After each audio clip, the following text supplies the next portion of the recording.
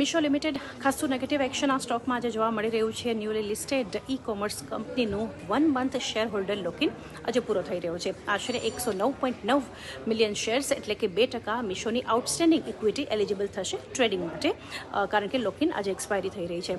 અને આનો મતલબ એ સમજવો જરૂરી છે કે શેર હોલ્ડર લોકિન પૂરો થવો એનો મતલબ એ નથી કે બધા જ શેર્સ ઓપન માર્કેટમાં સેલ કરવામાં આવશે, પરંતુ એલિજિબલ થશે શેર્સ અહીંયાથી ટ્રેડિંગ માટે. માર્કેટમાં અહીંયા આટલી વોલેટિલિટી છતાં પણ મીશોના શેર્સ જે છે સતત એક ટ્રેડ કરી રહ્યા છે શાર્પલી અબોવ આઈપીઓ જે પ્રાઇસ હતા એમાં. અહીંયા એ ઉલ્લેખનીય છે કે સ્ટોક ખાસું અહીંયાથી લગભગ કહી શકાય કે 64-65% ઉપર છે. જે ઇશ્યુ પ્રાઇસ હતો 111નો એનાથી અહીંયાથી ઉપર છે. જો કે એક કરેક્શન પણ જોવા મળ્યું છે 28% સુધીનું અહીંયાથી જે લિસ્ટિંગ હતું, જે લિસ્ટિંગ હાઈ હતો 254નો ત્યાંથી. પરંતુ આજે આ સ્ટોકમાં જે એક્શન જોવા મળી રહી છે લોકિન એક મહિનાનો જે છે એ પૂરો થઈ રહ્યો છે. નેગેટિવ એક્શન મીશો લિમિટેડમાં જોવા મળી રહ્યું છે.